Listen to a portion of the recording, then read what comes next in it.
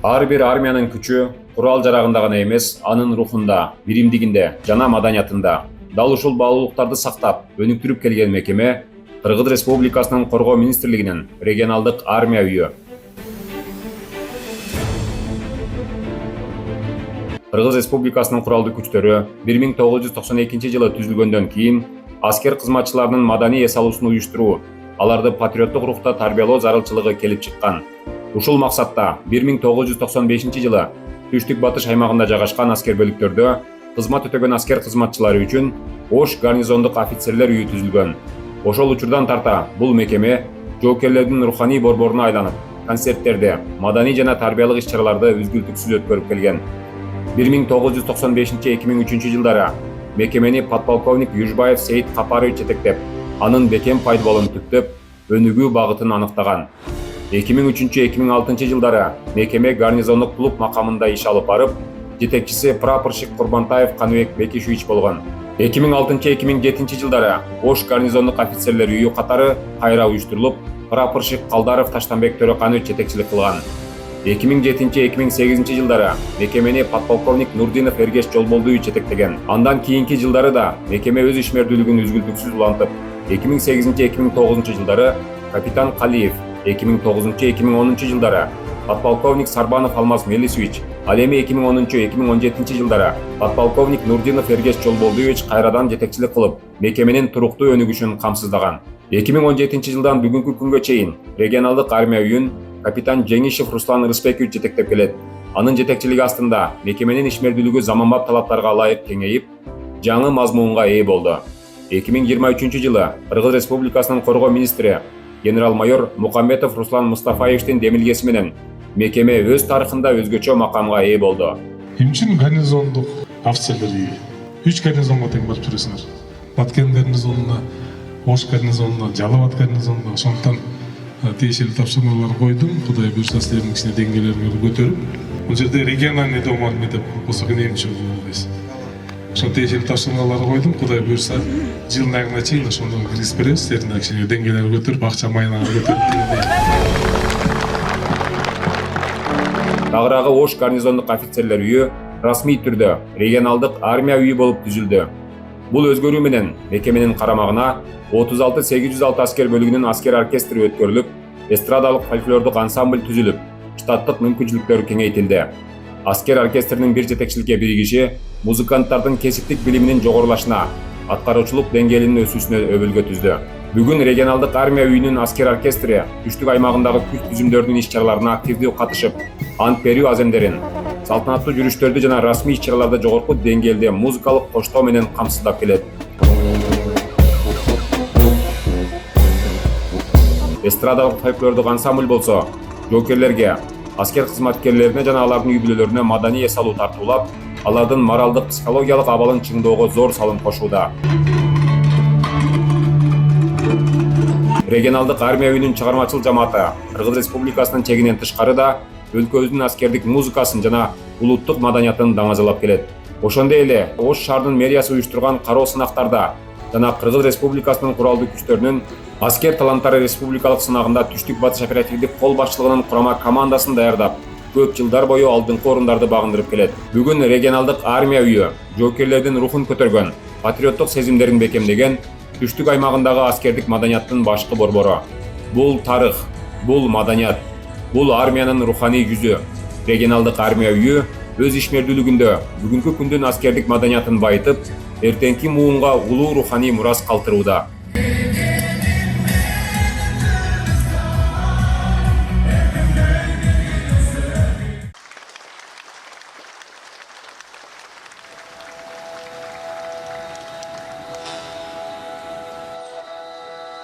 Кулаалы таптап куш кылдым, курама жыйып журт кылдым, чачылганды жыйнадым, үзүлгөндү уладым. Кагылайын кыргызым, калтайган калың журт кылдым. Алты санаман турганда, ыйык кыргыз жеримди, душмандын буту баскыча, асыл кыргыз элимди тебелетип бөтөнгө хор кылып карап жаткыча, туулбай туна чөгөйүн да тирүү жүрбөй өлөйүн. Антымдан тайсам эгерде, төбесі ачык көк урсун, төшү түктү жер урсун. Адамзаттын тунугу, ак калпактын улугу, жетеңден баштап биле жүр. Жет осуят калтырдым, көкүрөккө кыт кылып, көөдөнүңө түйө жүр. Өнөрбөс ыйык наркыңды, улуу эл деген баркыңды унутпастан биле жүр. Аттың арман адамзат, дүйнөгө түркүк болчудай, бул дүйнөнү колунан жасап ала койчудай, керек ишке эгизден, жакшылыкка жалгыздан жаралганын карачы.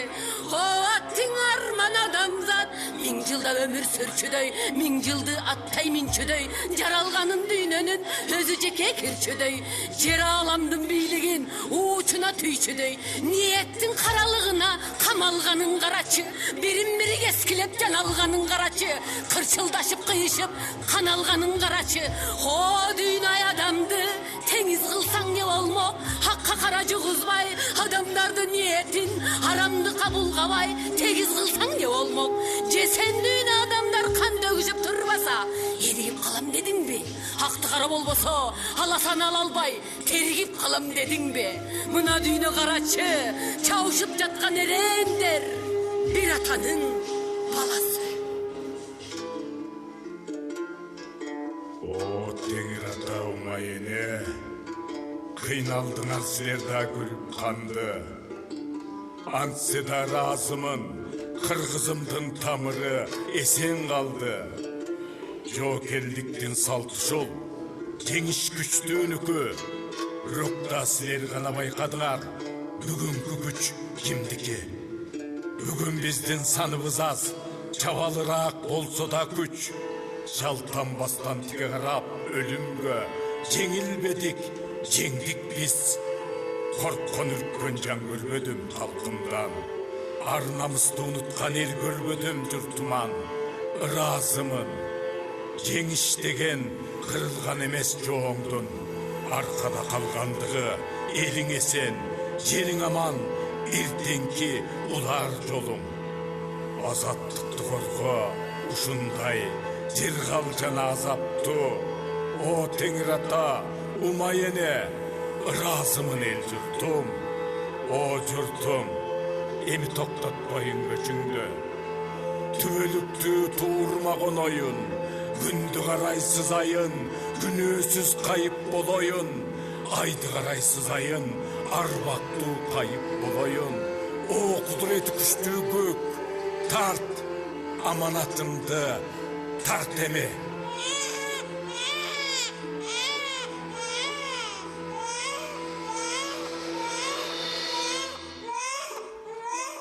О жараткан, о теңир-ай, өмүр көчүн улаганың ушудур. Добушуңдан аяламга жар салган, о жаш жоокер, кам майданды тоотпой төрөлгөнүң карачы. Майдан менен тынчтыктын ортосуна болгусу келгенсип арачы. Тулпары тушоо көрбөгөн, жигити намыс бербеген, сайылган туусу кулабай, салгылашкан жеңбеген. Улуу журттун баласы угуп ал соңку сөзүмдү. Түгөнөт десе түтөгөн, түлөбөй кайра күчөгөн, түгөл журт сенин кыргызың. Кырылат десе кылкылдап, кызыл чок болуп жылтылдап, кыраңдан чыгып жапырган, кыран журт сенин кыргызың. Кыйырың корго жериңдин, үмүтүн акта элиңдин.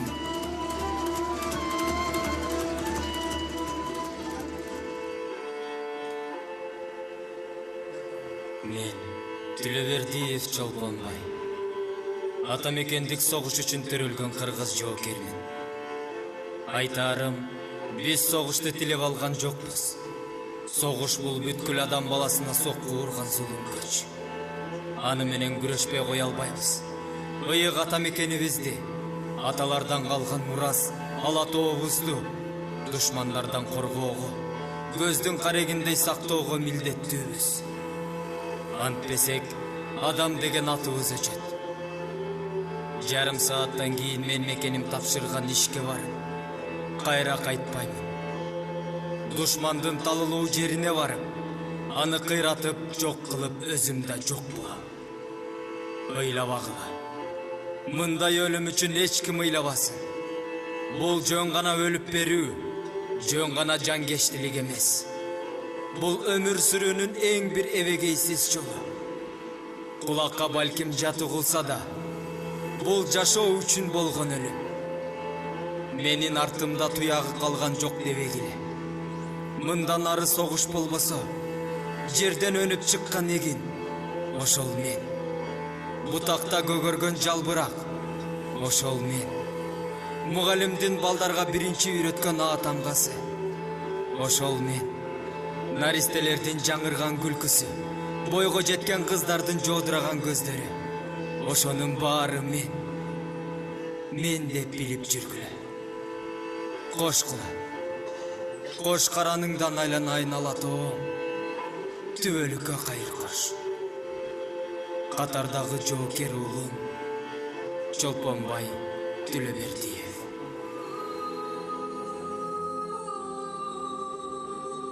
Биздин тагдырыбыз Афган согушуна туура келди.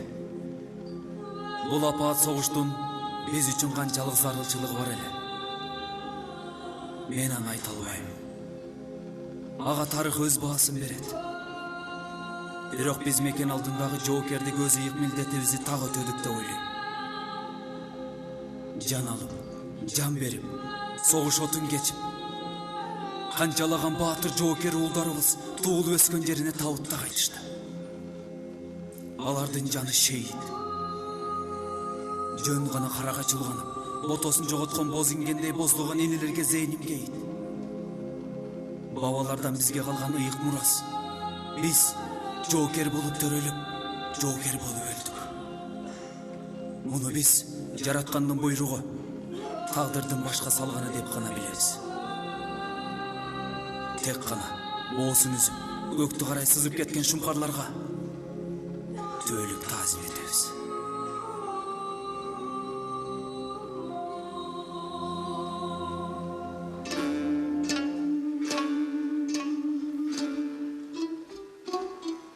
Жоокерлер, каргыш тийген душмандарга каргыш жерибизди бербейбиз. Ата конушу бизге бабалардан калган мурас. Аны душмандын бутуна тебелетпейбиз. Эр жигит эл четинде, жоо бетинде.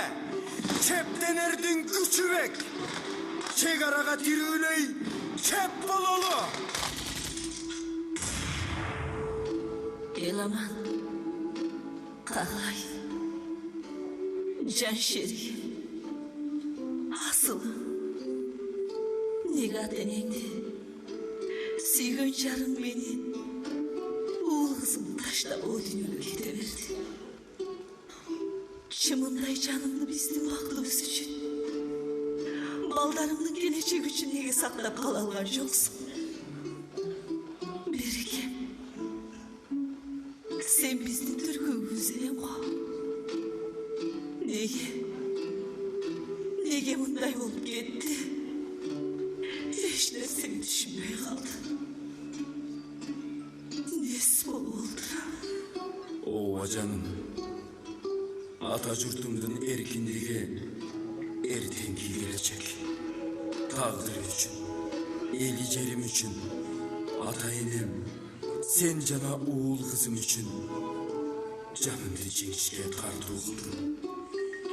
Мекендин тагдыры кыл учунда, кылыч мизинде турганда, кара жанымды калкалап артка чегинсем, анда мен ким болом? Жашоо маңызым, жигиттик ар намысым, мекен алдында берген ыйык антым тыйынга арзыбай калбайбы? Мени өлдү демей, жүрөгүңдүн бир бурчунда сактап эстей жүр. Уул кызым эс тартканда түшүндүрүп берерсиң. Ата-энем мени өздөрү ушундай жоокер кылып тарбиялашкан. Туура түшүнөт деп ойлойм.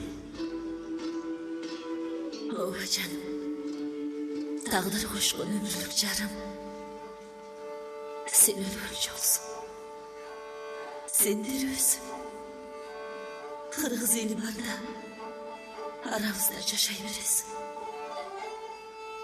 Sen benim yüreğimde tüylükü yaşaysın. Sen de batırda tarbiyalap östürgün.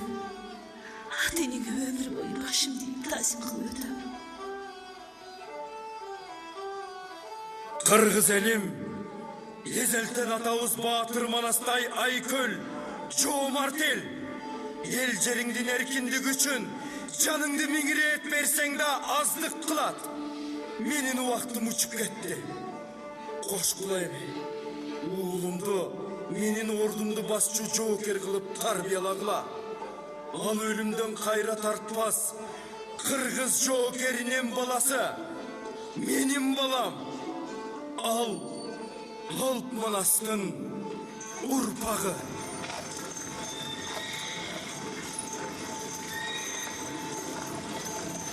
Ana, düğüne, dünşagılaçı, alıstan attardın dümürtü ulat. Mına key, alar vargan sayın jakındap gelatat. Ey kuyum menen jarışkan gülüktör, men mındamın. Okla, oksanar, bul emne degen dümürt.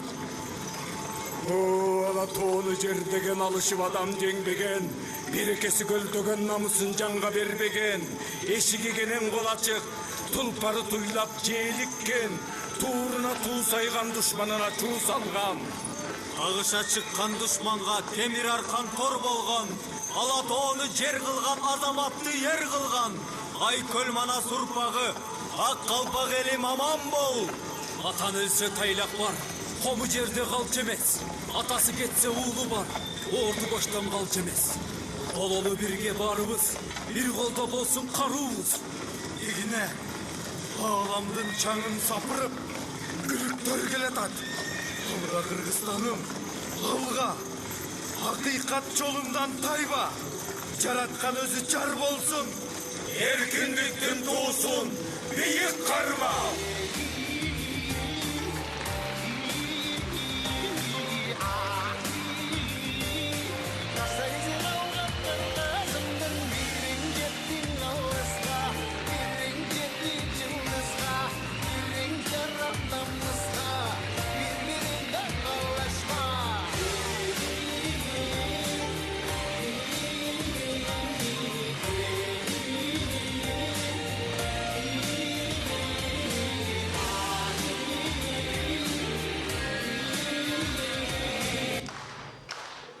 Батырлар унутулбайт. Алардын үнү комуздун кылында жашайт. Алардын каны туулган жердин топурагына сиңип, ар бир шамал менен элди коргоодурат.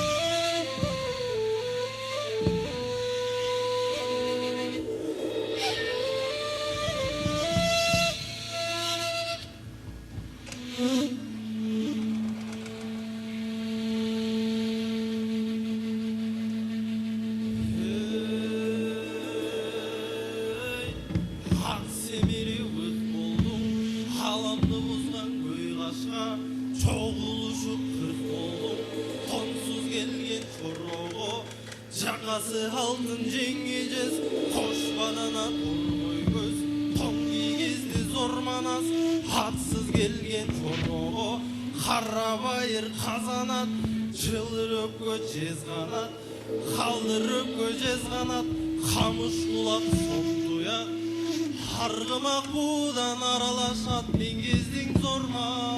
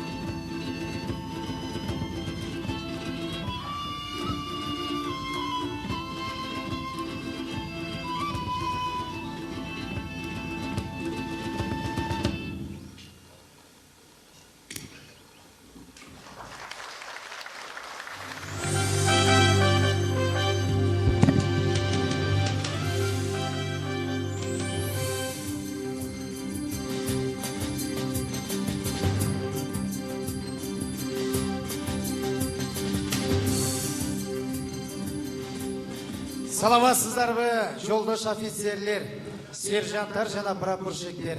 Дегеле болсо жалпы музыка сүйүүчүлөр. Кыргыз жеринин бай маданияты менен улуттук рухун арноо кылган регионалдык армия үйүнүн 30 жылдык мааракесине арналган Мекеним бурасым, маданияттым рухум аттуу маданий кечесине баарыңыздар кош келипсиздер. Албетте, бул кечеде биз кыргыз элинин тарыхын, маданиятын, бай руханий дүйнөсүн ырбий сахналык көрүнүштөр аркылуу тартуулайбыз. Бул кече биздин тарыхка таазим, элибизге урмат, жана келечегибизге болгон үмүтүбүз. Ушул кечеден алган дем менен ар бирибиз мекенге салам кошобуз деген үмүт менен бүгүнкү концертибизди баштайбыз. Аны эмесе сахнада регионалдык армия үйүнүн бийиктик фольклордук тобу, топтун жетекчиси Талгат Зарылбек уулу, Ветренный Түрк кино сериалынын саундтреги.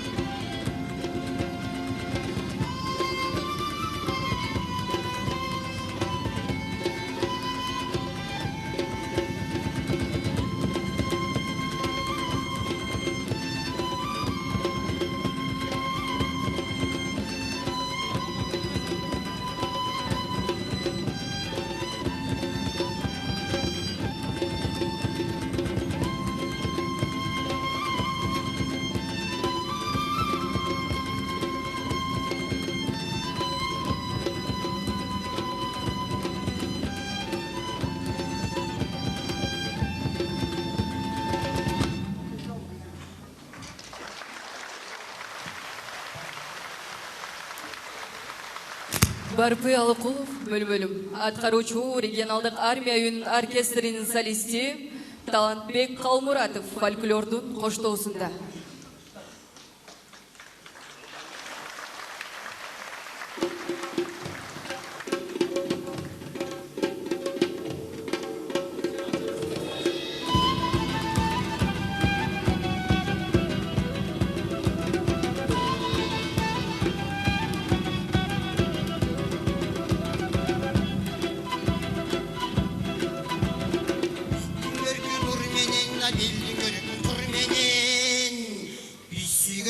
Ölümün oy belgili olsun örmenin.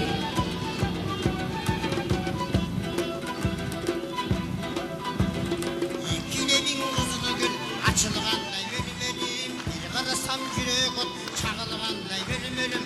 Mangla çaçını margalan çileğinde ölüm. Senin ışkın balanınoy tileğinde ölüm.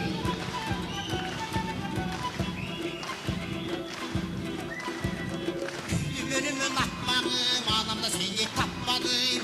Bizde büntünü, ölümünde başladım. Sekim baskan butundan, seydin ama çok acıtından. Kadam koygun butundan, hare bir moçok acıtından.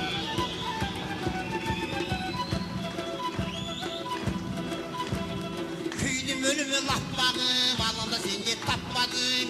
Bizde büntünü, бүтүнү өлүм өлүм деп кашадым. Секим баскан бутуңдан сейден амочого жытыңдан, кадам койгон бутуңдан калемпир мочого жытыңдан.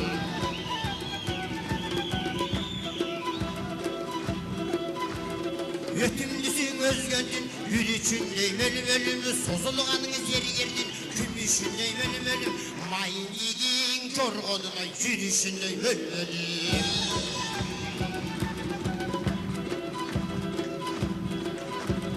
Şımla kuygan bal bulsam, şımlayağa mansam, çalma jatı oşonda, şunu özüne bağınsam, şarıp koysam, hororip çıraң olup jağınsam, aldır olup moynuna yakmarcan olup kalsam.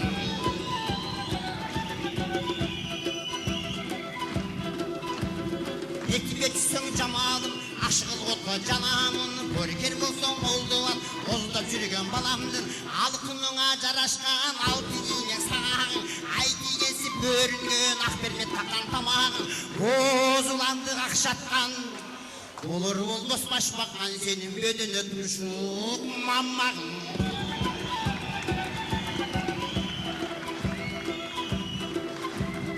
Ayda mal veremey, ayırır köştün nar veremey, sürüp mal veremey, çiğirir köştün nar veremey, karpuzga versem özüngdü, alar vereng ölüm ölüm, aşığılığa bir tabacı tabar vereng ölüm ölüm, kemal vermey özüng berettip, ülsü da kimge gerek deyip, çanar vereng ölüm ölüm.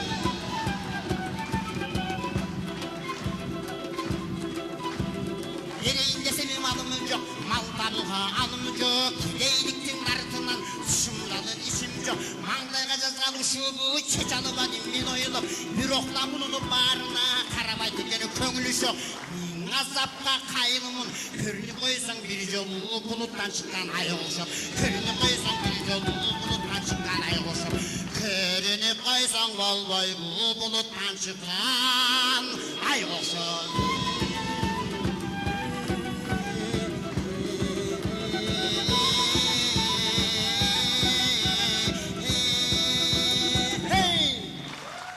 Талантбек Қалмұратов.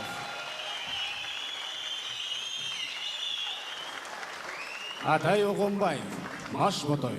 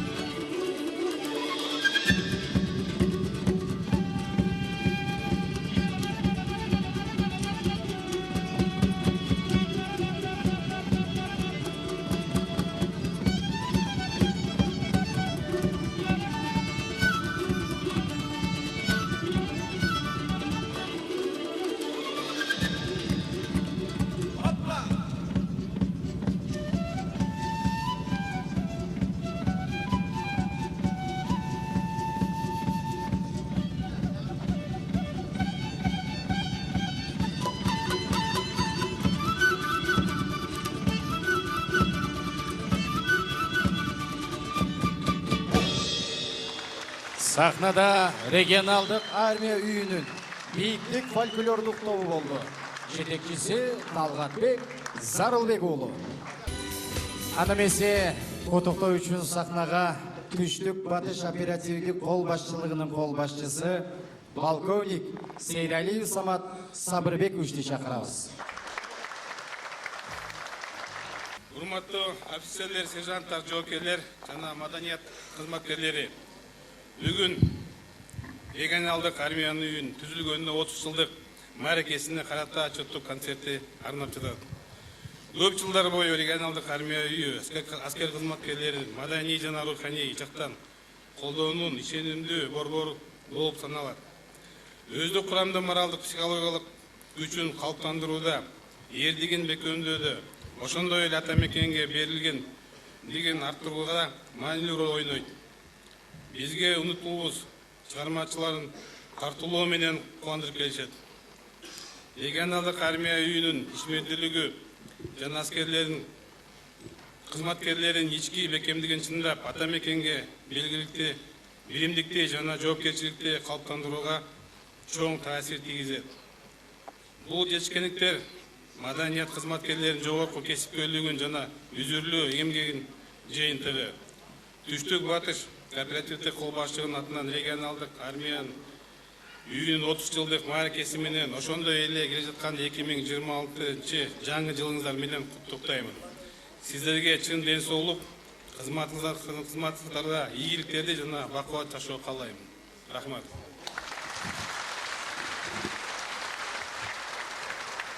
Кыргыз Республикасынын Коргоо министрлигинин Түштүк Батыш оперативдик кол башчылыгынын 2025 жылдын 25 декабрындагы номер 444 буйругунан көчүрмө өздүк курамдуу сыйлоо жөнүндө регионалдык армия үйүнүн кызматтык ишмердүүлүгүндө кызматтык милдеттерин аткарууда жетишкен ийгиликтери, жогорку кесиптик чеберчилиги үчүн, ошондой эле регионалдык армия үйүнүн түзүлгөндүгүнүн 30 жылдык мааракесинин урматына буйрук кыламын. Биринчи, ыраазычылык баракчасы менен сыйлансын Абдуразаков Азам Абдраимович, Баабур атындагы Ош мамлекеттик академиялык музыкалык драма театрынын директору.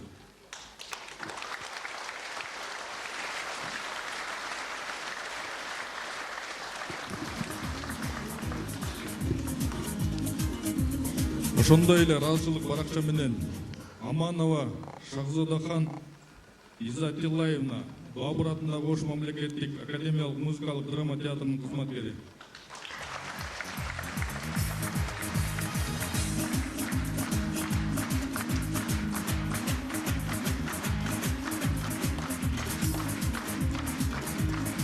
Ошондой эле ыраазычылык кат менен баракча менен регионалдык армия үйүнүн өздүк курамы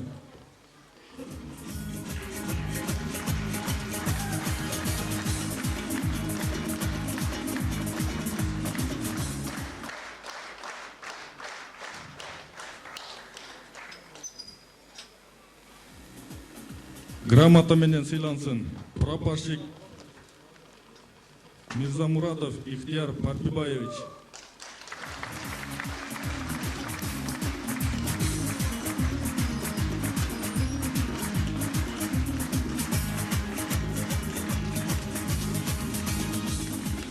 Ошондой эле грамота менен Назаров Темирбек Токтобаевич, Кыргыз Республикасынын куралдык күчтөрүнүн кызматчысы.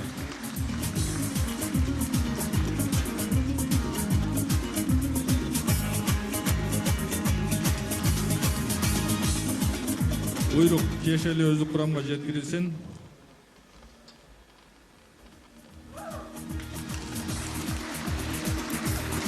Буйрук тиешелүү өздүк курамга жеткирилсин. Түштүк Батыш оперативдик кол башчылыгынын кол башчысы полковник Сейдалиев.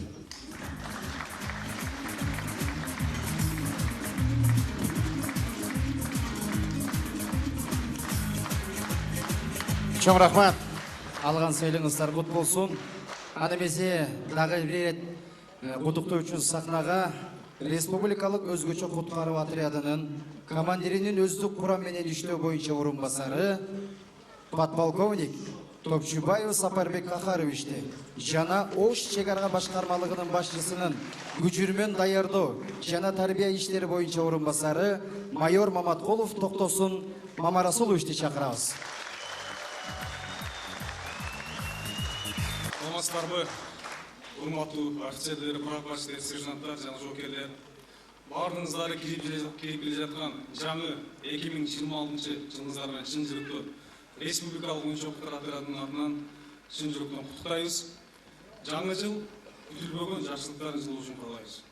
уруксат берсеңиздер ичиндагы регионалдык армиянын өздүк курамын куттоо жөнүндө буйругарды жеткирип уруксат этиңиздер.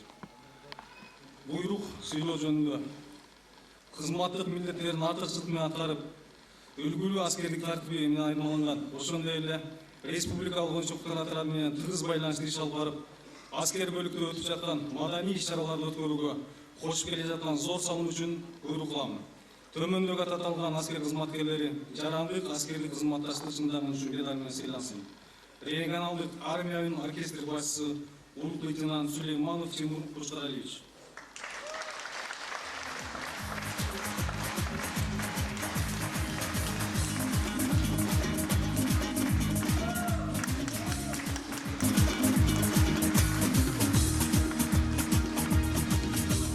Регионалдык армия үйүнүн оркестр нускоочу музыканты прапорщик Токтогулуу Жаңыбай.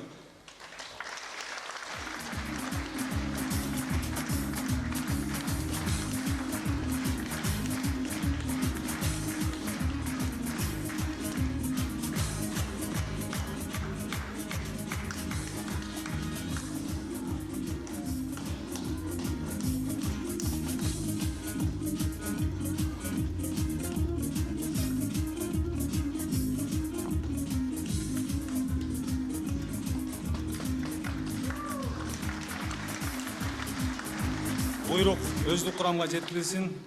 Командир полковник Эргешев. Жана регионалдык армияга арнаган биздин азырган чакан белегибизди тапшырып коюуга уруксат берди. Руслан.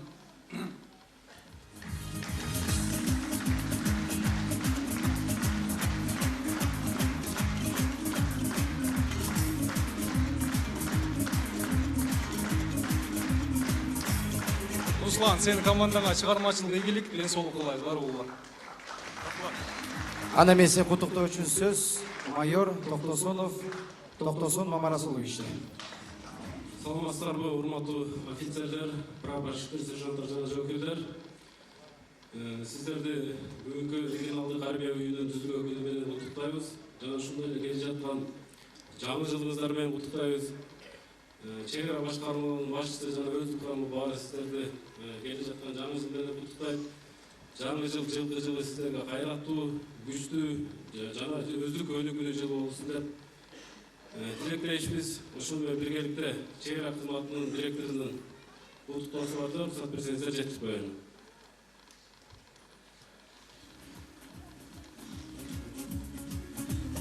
Кыргыз Республикасынын Улуттук коопсуздук мамлекеттик комитетинин чек ара кызматынын уюштурулуп өткөрүлгөн иш-чараларга кошкон жигердүү салымы үчүн жана 2 ноябрь Кыргыз Республикасынын маданият кызматкерлери күнүнө карата грамота менен сыйлансын. Улук лейтенант Сулейманов Тимур Кушкаралиевич.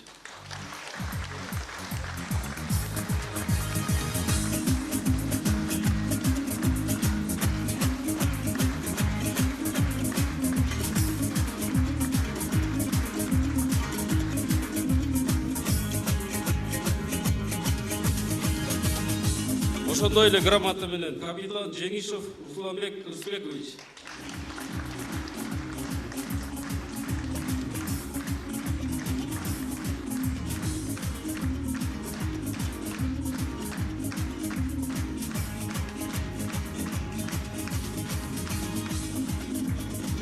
Регионалдык армия үйүнүн оркестринин нускамалоочусу музыканты Ешатов Нургели Ибрагимжанович.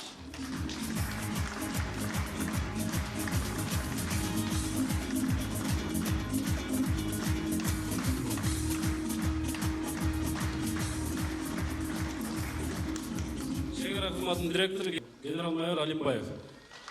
Чоң рахмат баарыңыздарга. Баардык жолу майрамыңыздар менен.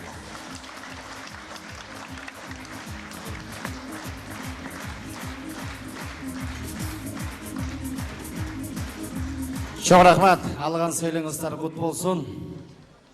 Келе жаткан жаңы жылыңыздар менен тарыхта кылыч менен жер алынган, бирок жүрөк маданият менен багынган биздин кыргыз эли бай мураска, рухий дөөлөткө ээ эл, комуз, кыл кыяк, сөз өнөрү, каада салт, кийизден токулган тарых, мунун баары биздин маданиятыбыздын байлыгы. Маданият ата-бабадан қалған мұрас. Ал мұрас бізді дүйнөгө тандат.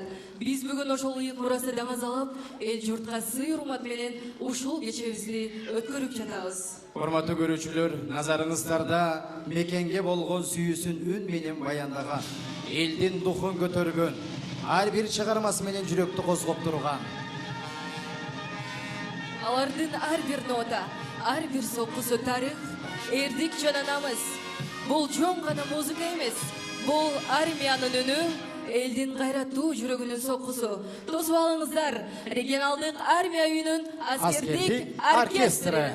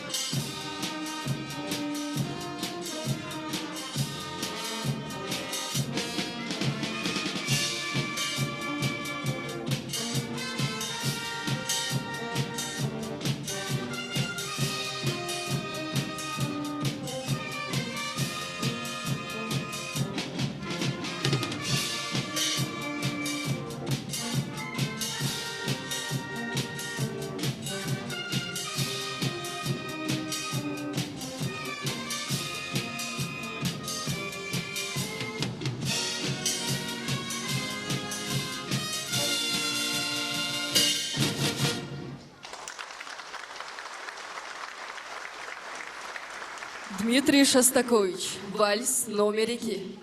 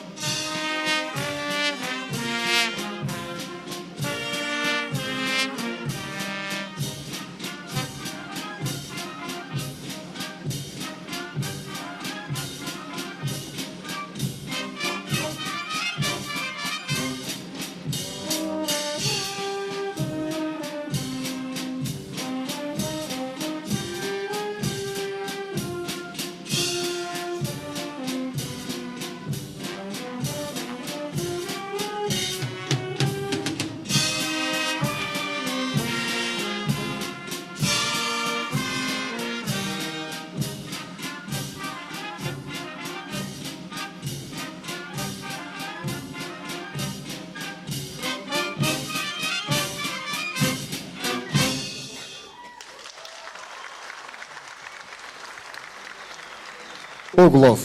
Марш, Семетей.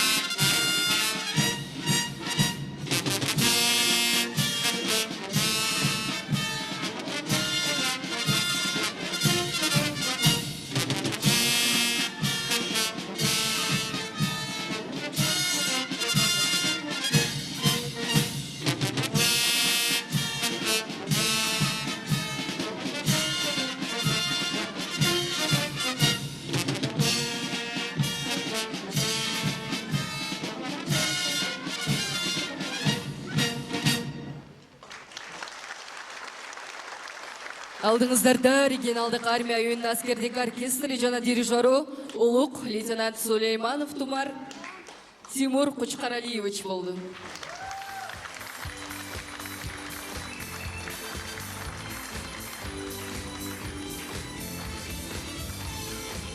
Кайрадан куттуктоо үчүн сахнага куралдуу күчтөрдүн ардагерлер уюмунун мүчөсү прапорщик Калдаров Таштанбек Төрөкуловичти жана Курбантаев Каныбек Бекешевичти чакырабыз.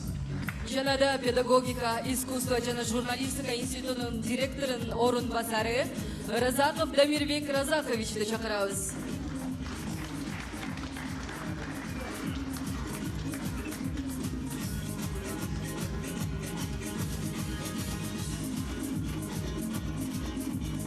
Саламатсыздарбы? Жолдош офицерлер, прапорщиктер, сержанттар жана аскер айымдары, жоокерлер. Мына бүгүн биздин Ош жергесинде өтө кубанычтуу күн болуп атат. Биздин регионалдык армия үйүнүн түзүлгөнүнүн 30 жылдык мааракеси болуп атат экен. Өзүмдүн атымдан, үй бүлөмдүн атынан бул адамдарга жакшылык, келечеги кең болсун, иштерин ийгилик болсун. Армиябыздын мүжүрмөн даярдыкта кошкон салымы өтө зор булардын. Анан кийин булар менен кошо силерди дагы 2026 жыл жаңы жылыңыздар менен куттуктап, жалпы аскер ардагерлеримдин атынан, жалпы залда отурган жоокерлердин команда сактатын бардыгыңыздардын чакырылгандардын дагы иштерин ийгилик болуп, 2020 жыл ийгиликтүү жылдардан болсун. Çok rahmat. Bayramınızlar kutlu olsun jigitler, asker hizmetkarlarından sizler görüp, men de özüm yaşlığımda işte bilen geldi açıklar için. Tatna kayışan jigitler, toz jigitler, güçlü jigitler. Men 96 yıl gelgenim armiyaya, aşağıdan ben 2003 yıldan başlap men işledim garnizonun Домосердин башчысы болуп андан кийин калдагы иштерди бизге чейин Южбаев деген иш иштеген, Сейга барышты. Бардыгыңыздарга жакшы ийгиликтерди каалаймын. Ушул баягы согуш убагында 1999 жылы жана 2000 жылдары биз ушу Баткен областындагы бүт чегара кызматындагы ошо биздин жогерлер барган жерлердин баарына барып концерт коюп, баягы биздин аскерлердин духун көтөрүп, ушул жанагы боевой духун көтөрүп жүргөнбүз. Карамыкка бардык. Карамыкта башка аскер бөлүктөрүндө Майлы суу, башка бөлүктөрдө болуп, Исмаил Сакырлан министрлер ошол убактарда ошо киши бизди вертолетко салып алып ташыйт эле. Ушундай региондорго жүк боюнча бардыгын. Анан ошол 2001 жылы Кой таштагы чоң баягы аскер бөлүгүндө чоң бир маареке болгон, ошондо дагы ушул региональный биздин оркестрибиз, ансамблибиз барган, тиги Бишкектин Дом армияныкы барган, ошондой чоң маарекелерди өткөрүп жүргөнбүз. Аябай чоң кызматтар болгон, бирок ушундай нерселерди көрүп, азыр ичимде эле толкунданып атам да. Силердин жаштыгыңарды, күчүңөрдү, сулуулугуңарды, силердин татынакайлыгыңарды көрүп сүйүнүп атам. Чоң рахмат силерге. Өмүрүңөр узун болсун. Эл үчүн кызмат кыла бергиле. Чоң рахмат, урматтуу биздин эл баатырлары. Мен ушундай эле бир эле сын бергим келип турат силерге. Анткени биз ошол Ош мамлекеттик университетинин искусство билим берүү мекемеси ошол военный оркестр менен биз түздөн түз кызматташып, же болбосо иштешип келебиз. Буга чейин мен көрүп Темир Назаров, мен группалашым, көп жылдан бери ушул жерде эмгектенет. Сулайман Тимур, мен эң жакын досум, ушул жерде эмгектенет. Андан кийин Чыңгыз, ушул биздин факультеттен бүткөн. Жанибек жогоруда эле ардак грамотасын эсине алды. Ал дагы биздин бүтүрүүчүбүз. Көптөгөн биздин бүтүрүүчүлөр ушул оркестрде эмгектенишет. Анан бүгүн чакыруу менен келип, мен өтө чоң бир буга чейин биз жеке концерттерде, же болбосо театрларда мындай эргүү менен концерт көрүп атсак, бүгүн военный оркестрдердин концертин көрүп, дагы бир башкача бир ырахат алдык да. Андан кийин ушул жокерлердин, же болбосо кыргыз элине болгон дагы бир руханий дүйнөбүз байып баратат. Анан ушул 2026 жылдагы ийгиликтердин жылы болсун. Эң негизгиси ошол кыргыз элибизде согуш болбосун. Биздин жокерлерибиздин ден соолуктары бекем болуп, дайыма ушундай өзү мына жокер адамдары музыка менен тыгыз байланышта болуш керек. Анткени ушул музыка чоң эргүү берет. Барыңыздарга ийгилик, чоң рахмат.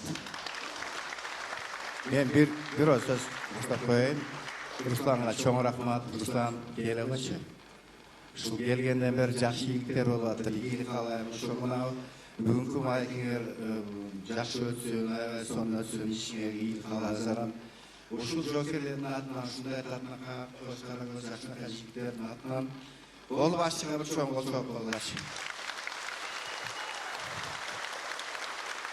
Рахмат сизге. Ушул биздин гарнизондун офицерлеринин 30 жылдык мааракесин өткөрүп берген сизге чоң рахмат. Кол соруп. Урматтуулар, силердин уруксатыңар менен өзүм юбилейм атынан капитан Жеңишке акчалар селектеп тапшырып коеюн.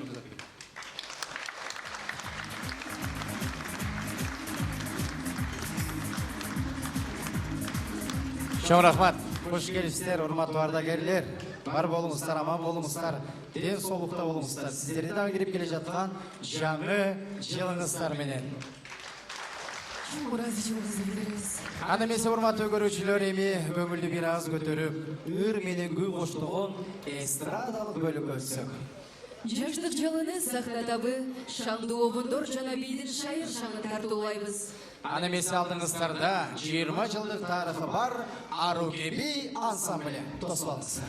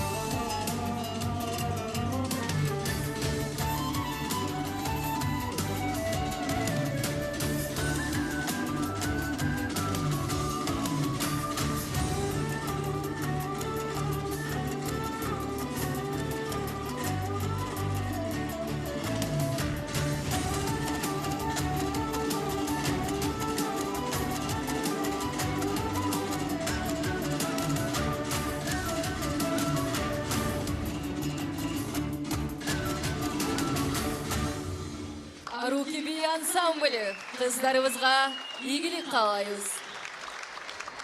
Қаныбек Құрбантаев, Аскердикат, атқарушылар Руслан Жеңишев, Арген Сайдрахманов, Айзірек Қарыбекова жана Таңсулу Тоқтасонова.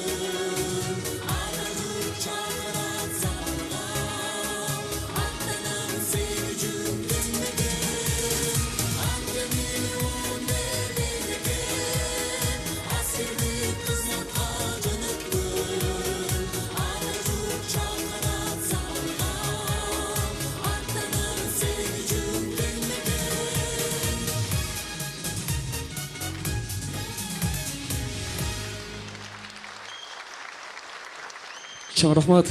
Аны бизе кийинки аткарылуучу чыгарма өз антанына бекем туруп, батырларча курман болгон батырлардын урматына болсун. Сөзү кону Эргиш Нурдиновдуга, батырларга таазим.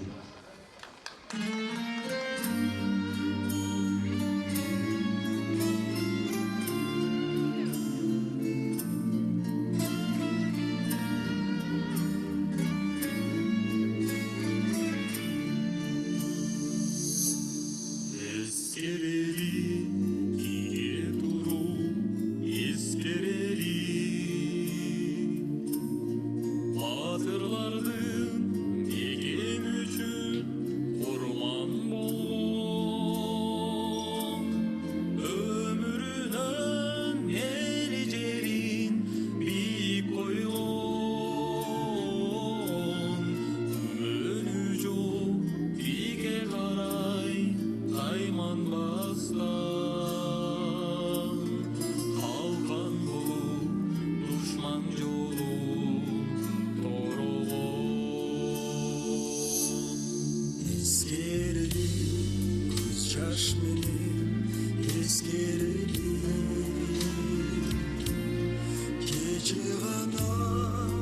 шайтышқан күнөменен ата жұртым батыр ұлым бір сен деген күнөлгөн қала мен елестері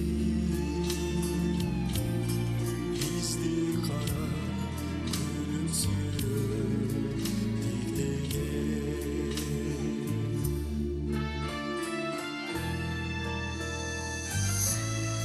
ескереріз сыймық менен ескереріз ата-ана ұлың тірі жанымызда берген үшін жас өмірін ұмытпасқа немеребіз манасыбыз батырларда түбіргі алар біздің қатарда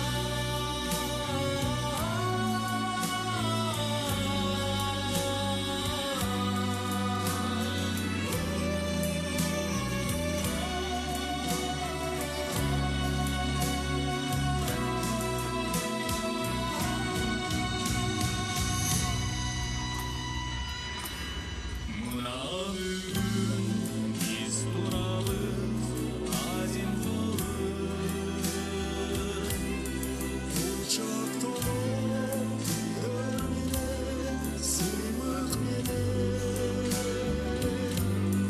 өчмөс болып жанасыңар жүректерді бүйік милдет атқарышқан мекен жерден сыйлы тарих ұмытылмас күнөлгө ескерербиз сыймык менен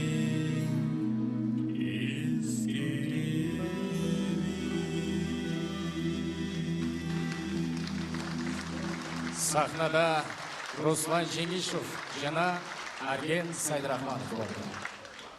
Абдыкерим Ахмедов, мен кыргызмын. Аткаруучулар маданияттын мыкты кызматкери Акмарал Жоробаева, Гүлбара Абдыманап кызы жана Мырзагүл Жумадыл кызы.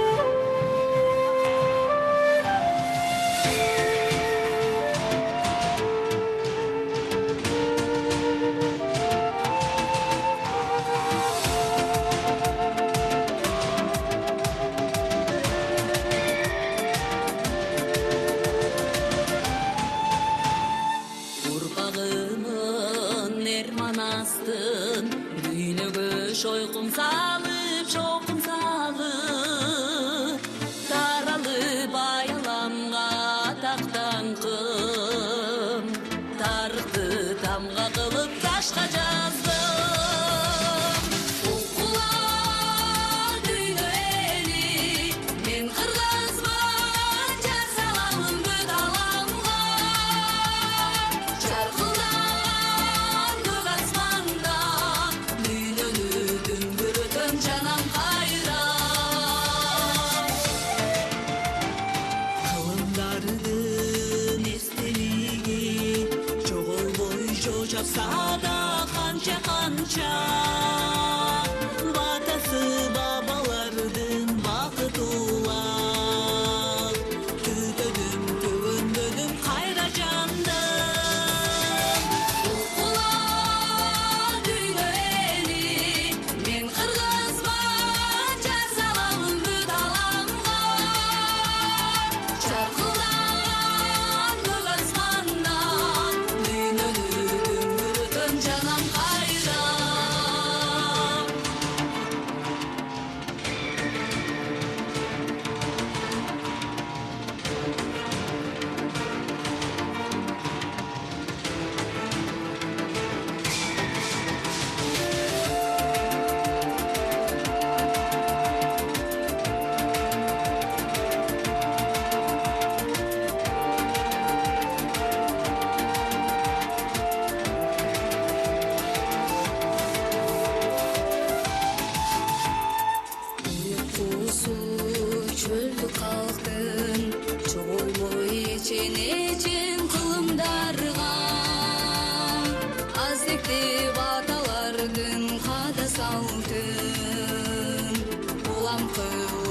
жолдарға тапқаттым.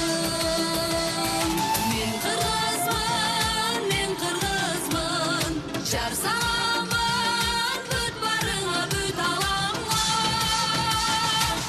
Құлан дүйнө эли, мен қырғызмын, жар сағамын, бүт аламға. Жарқылдаған көк аспанда, дүйнөнү дүңгүрөтөм жанам кайра. Дүйнөнү дүңгүрөтөм жанам кайра.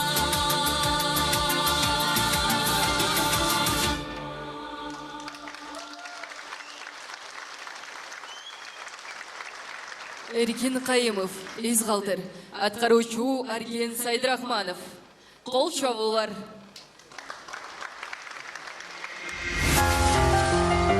Жашабагын ырысы жок, айласыз. Жашабагын бакыты жок, пайдасыз. Из калтыр бул дүйнөдө, анткени адам өспөйт, адамсыз. Из калтыр бул дүйнөдө, болуп калба, жарамсыз.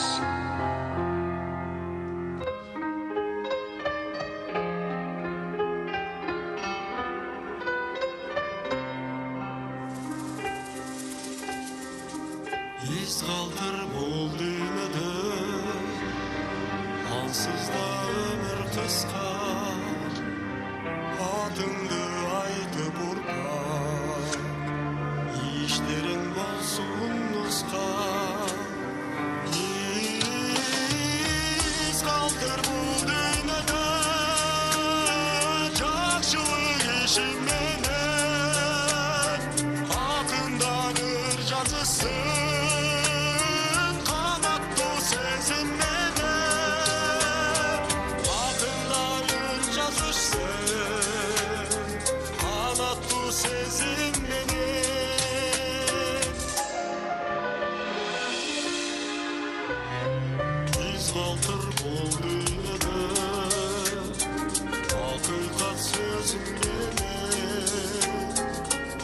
Качан ушак айтма, көрсөң да көзүң менен. Из калтыр бул дүйнөдө, боорукер сезим менен. Көңүлдү калтырбайлы, баары төк бул дүйнөдө. Көңүлдү калтырбайлы,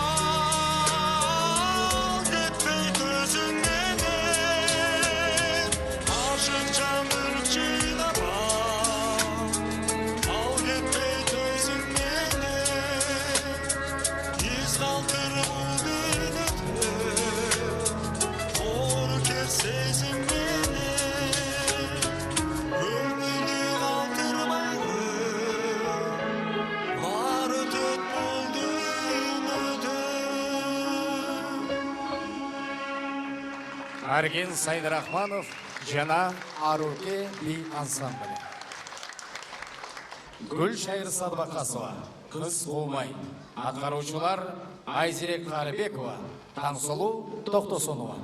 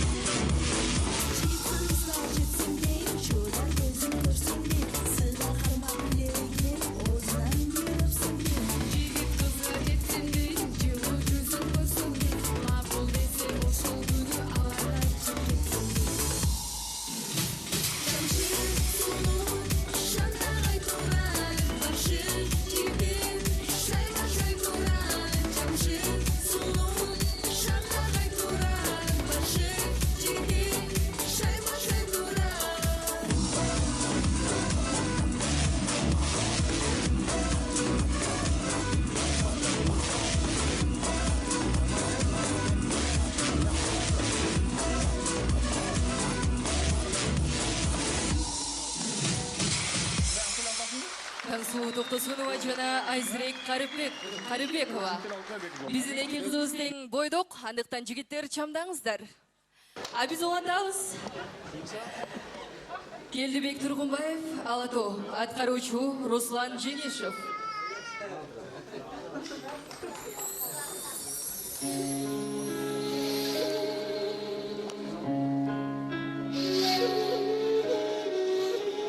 Асман көкті чалқыған,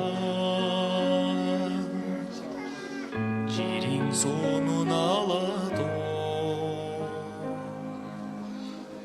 Ата жұртты ақылман,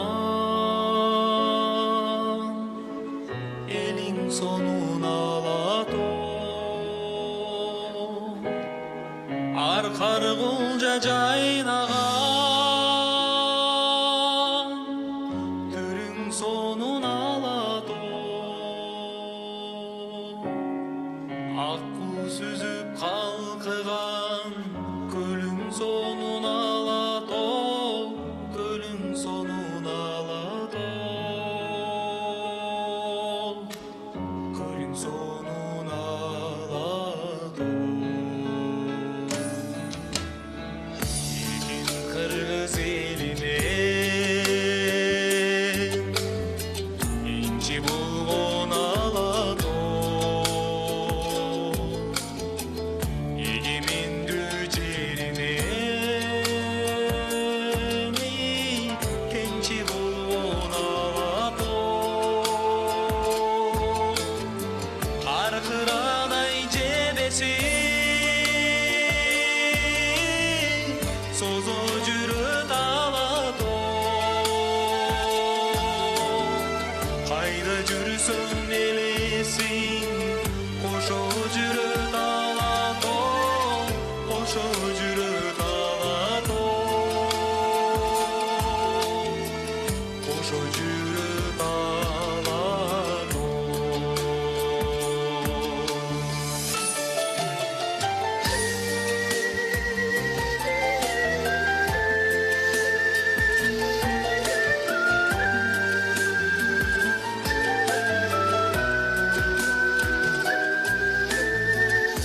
Күн гүлі жайнаған,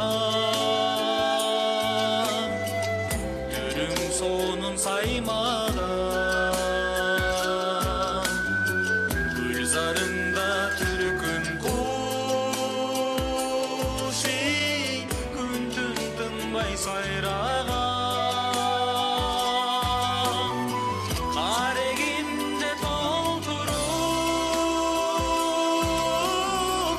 қарай берем қайраған. Қағылайын алатон, қараныңдан айланам.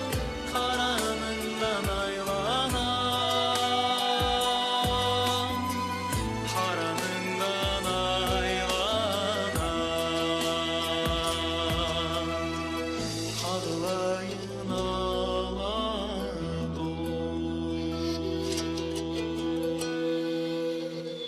Руслан Женишев. Асылбек Озыбеков, Гүлдүйжан. Аткаруучу Мейирбек Жакыпбек уулу.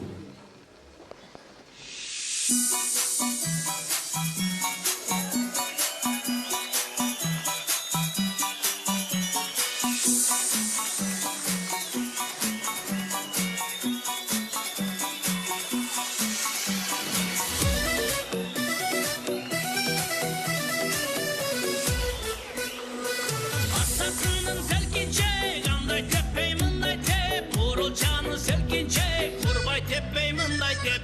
Ойнау, ойнау алғыл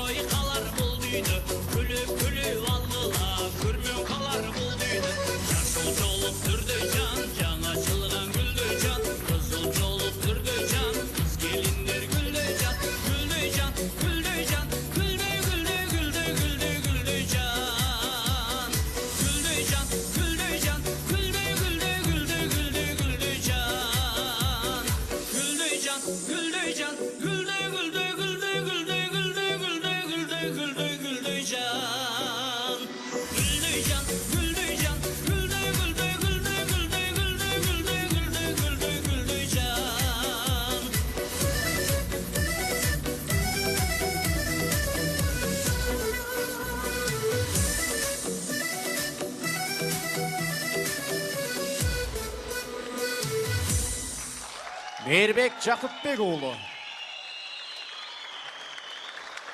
Эскерүү валиси. Аткаруучулар 36806 жана 92840 аскер бөлүктөрүнүн офицерлери жана Аруке би ансамбль. Сүйүүнүн бир ажайып кылдарынан жаратып махабаттын күүсүн чечсин. Сен үчүн жашоом токтоп калса дагы сүйкүмдүү көз карашың ага жетсин. Элесең көз алдымда эстен кетпейт. Түн бою уктай албайм сени эстеп. Балким бир күн жолугаарбыз деген сеп. Жол карадым бир өзүңдү келеттеп.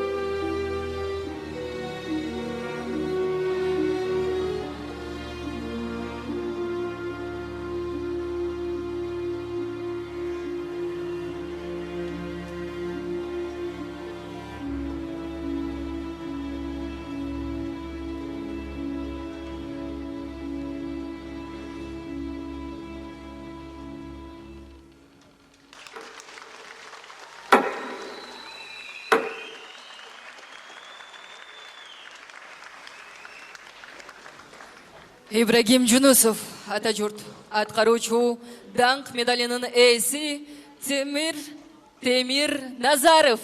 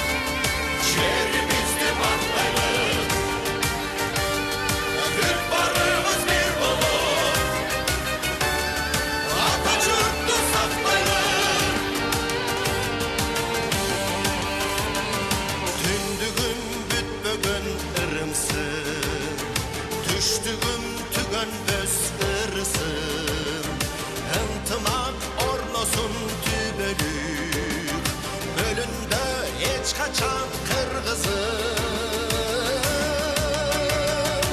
Atacur, atacur, atacur, Kanmaras tüpbөгün kırgızcur. Bartaylı, daftaylı, saftaylı, elime yaratkan bensin kur. Atacur, atacur,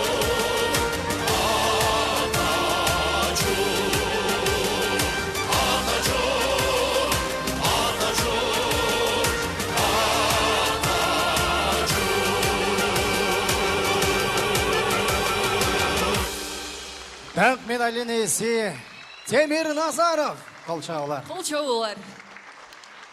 Залға жарықтық беріп қойсаңыздар. Залда соны болған бізден аскер қызматкерлері жана бізден алтындай болған айымдар отырат. Апаларға, айымдарға бір қол шағып қойбайсыздар отырғандар. Қандай дейсіздер? Анткени жанагы сөз бар го. Эне деген бар болгону 3 тамга. Кандай гана жагымдуу сөз укканга. Эгер энең келип олтурбаса төрүңдө, пайдасы жок, сен алтын сарай курсаң да дейт. 70 жылдыз жыйылып жарым айча тола албайт. 7 келин бириксин, бир апача бола албайт. Апалар бар болуңуздар. Шуманын кырын чыгарган, патинкесин таптаза калган бул албетте военныйлердин аялдары. Мен айылда бир акем бар.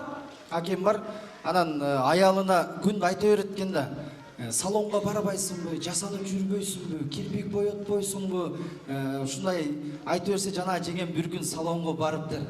Салонго барып, чачты боёп, кирпиктерди коюп, оозуну ботекс кылып, соп-сулуу болуп, красавица болуп, жана жеңем турмушка чыгып кетти.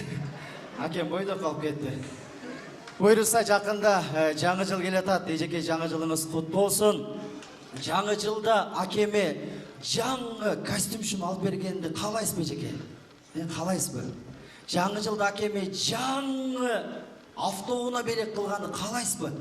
Каалайсыз албетте. Жаңы жылда акеме жаңы аял алып бергенди каалайсызбы? Ой, Кудай сактасын, Кудай сактасын. Бул эми азырынча сиздердин эркектердин кыялы бойдон калып тура берсиңер. Ооба, анда эмесе Жодарбек Эгембердиевдин жаңы жыл ырыны сахнада Чолпон Анарбаева жана Жайнагүл Тентиева. тосуп алыңыздар.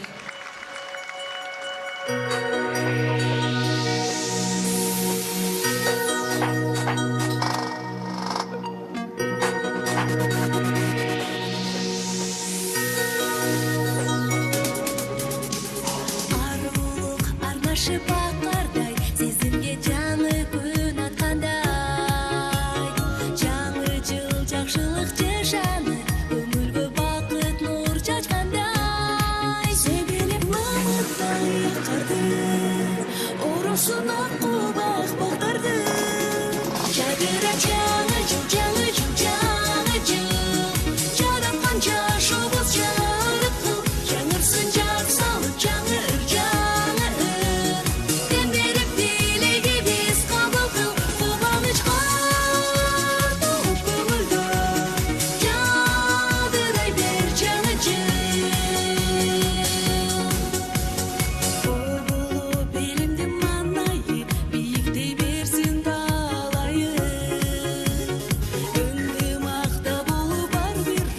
yaşasın rızkı kalaylı. Canı jıl kut bolsun elim, tergeme kut konsun emi. Jadıra canı jıl, canı jıl, canı jıl. Jaratkan jашыбыз жарык кыл, жаңырсын жар салып, жаңы жаңы дем берип тилегибиз кабыл кыл. Кубанычка толуп көңүлдө жадырай бер жаңы жыл.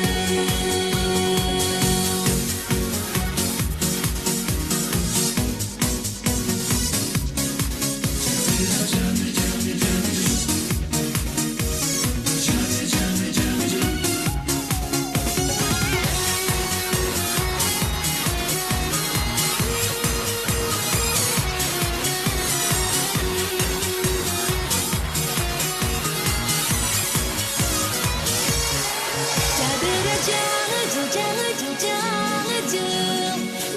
жаратқан жашыбыз жарық қыл жаңырсын жар салып жаңы ыр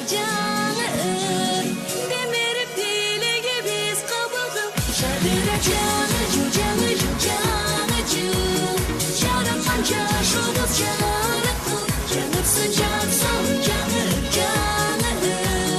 демеріп телеге біз қабыл қыл қуанышқа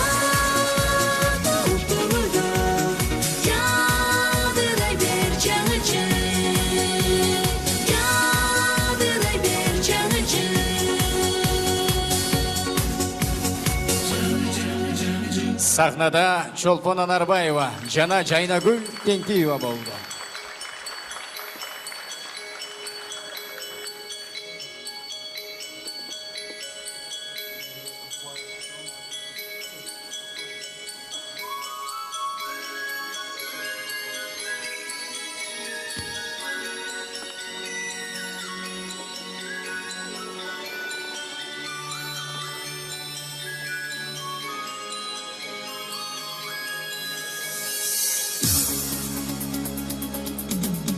Қарамесе, құрматты жокерлер, құрматты офицерлер, жаңы жыл аспаныңыз ашық болсын.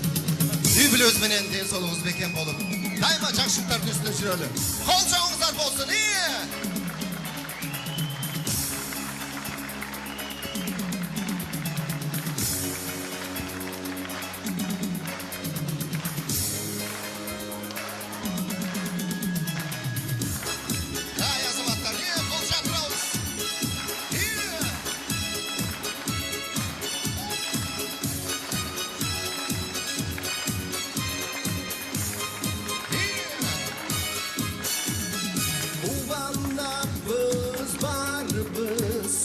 жаңы жылдан жылына көңіліміз бөлініп өмірдің шаңырына жаратқан шашқан құт болсын барымызға тең жетсін жаңы үйленген жұбайларға жаңы жылым бақыт берсін Gelsin canı жылым gelsin Elge bakıt alay versin Aruz sezin, don sezin Kıymanıza ala gelsin Canı жылды досубуз Жақшы тілек ой менен Шаңғы көңіл шапар менен Шараватқан той менен Тарымыш қабалық болсын Досту кечірсін Жаңы жыл бейқұт жыл болсын деп Ақсақалдар бата берсін Gelsin жаңы жылым gelsin Тыныштық берсін, бақыт берсін Қош айтып өткен жылымыз Қайғы мұңды ала келсін Жаңы жылы, жаңы игіліктердің жылы болсын. Аспанымыз ашық болсын. Тағы бір жолы, байрамыңыздар менен. Қол шапыраңыз.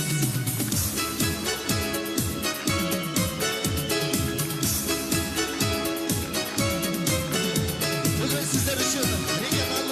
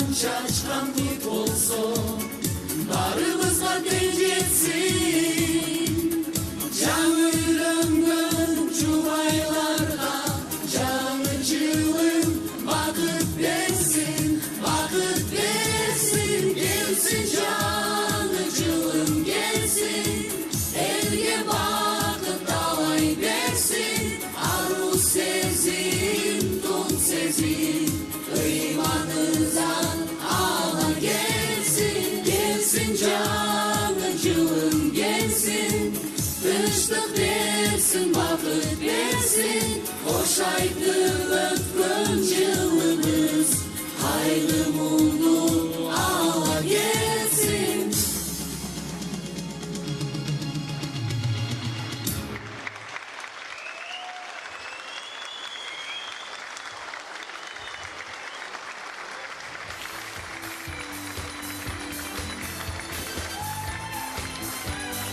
Чоң рахмат, урматтуу жолдош офицерлер, прапорщиктер, сержанттар, жоокерлер, аскер айымдары жана чакырылган урматтуу коноктор. Негизинен ушул ойду ойлоп, отчеттук концерт берип коелу ушул жаңы жыл алдында азыр эми жогорудан буйрук түшпөдү, корпоративдер, отуруштар жок болсун деп. Ошонун негизинде жок дегенде концерт менен көңүлүбүздү көтөрүп, жаңы жылды башталайлы деген ой менен регионалдык армиянын өздүк курамынын салым менен ушул отчет концертти берип отурабыз. Бизге көмөктөшүп, бизге жардам берген аскер кызматкерлерине, жалпы эле сахна артында иштеген жалпы кызматкерлерге чоң ыраазычылык билдиребиз. Жана ошондой эле Түштүк Батыш оперативдик кол башчылыгынын маалыматтык камсыздоо бөлүмүнүн башчысы капитан Манапулу Жеңишке дагы чоң ыраазычылык. Аркадагы көгүлтүр экранда жасалган бардык тасмаларды ошол жолдош капитан жасап берди. 3 күн уктаткан жокмун. Ошондон чоң ушул сахнада ыраазычылык билдирип коеюн деп чечтим. Жана ошондой эле жалпы конокторго, ардагерлерге дагы чоң рахмат. Дагы бир жолу келе жаткан жаңы жылыңыздар менен.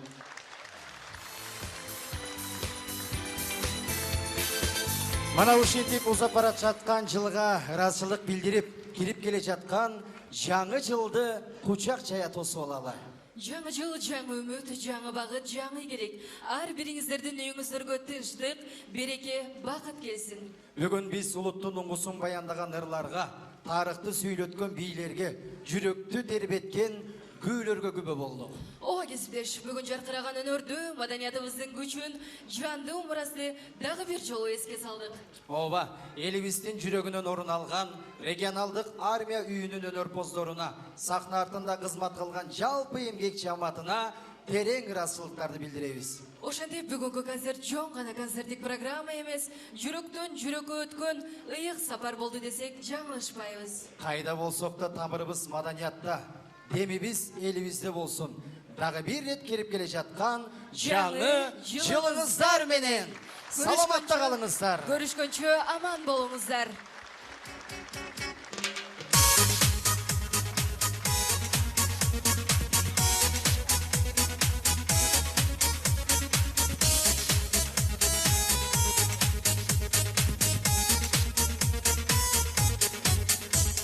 Жаратканым берип, жаңы жылым келип, жылай